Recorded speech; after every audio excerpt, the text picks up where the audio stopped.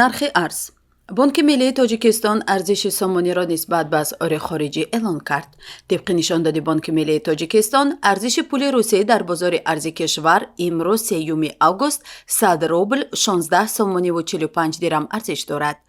тибқи иттилои бонки миллӣ дар бозори арз 100 евро 1049 сомониву 70 дирам нарх дорад.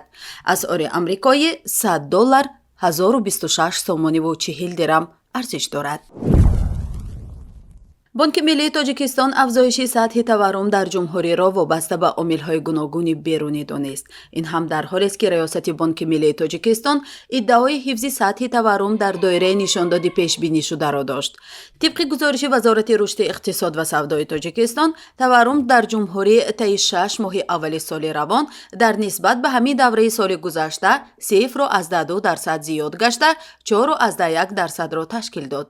бонки миллӣ тавзеҳ дод, ки сатҳи таворрум аз ҳисоби афзоиши нархи маҳсулоти хӯрокворӣ ба андозаи 7% ва маҳсулоти ғайриозуқа ба андозаи 2.3% зиёд шуд. ҳукумати кишвар сатҳи таворрумро дар соли ҷорӣ дар сатҳи 6% пешбинӣ кардааст.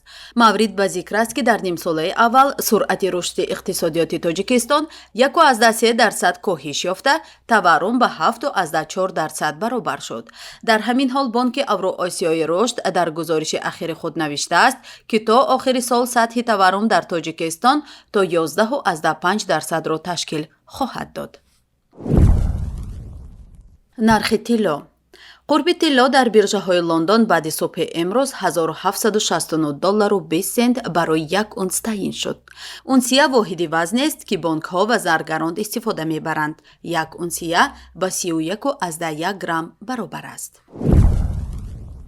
нархи нафти хом. нархи миёнаи фурӯши ҳар бушка нафти хоми таҳвили моҳи оянда дар биржаҳои Intercontinental Exchange ва Braintrade Futures London 100 доллару 20 сент муомила шуд. нархи миёнаи ҳар бушка нафти хоми таҳвили моҳи оянда дар биржаҳои New York Mercantile Exchange ва Lightsweight Grade Oil New York 94 доллару 23 сент муомила шуд. дар тоҷикистон таи нимсолаи аввали соли равон беш аз 3600 соҳибкор фаъолияташро қатъ кардааст.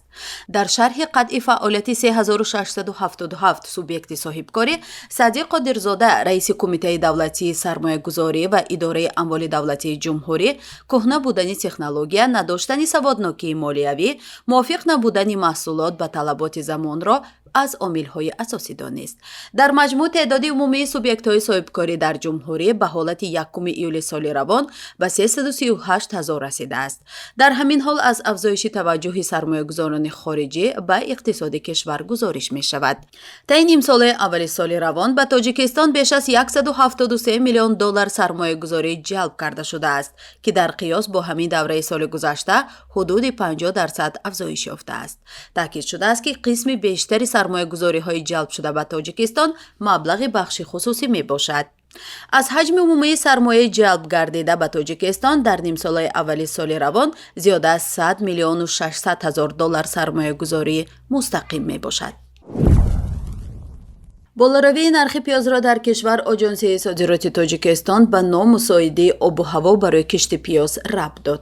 Шавкат Бобозода, директори Оҷонсия, имрӯз 3 август дар нишасти матбуотӣ дар ин бора маълумот дода афзуд, ки нархи пиёз аллакай дар бозорҳои дохилии кишвар мӯътадил шудааст.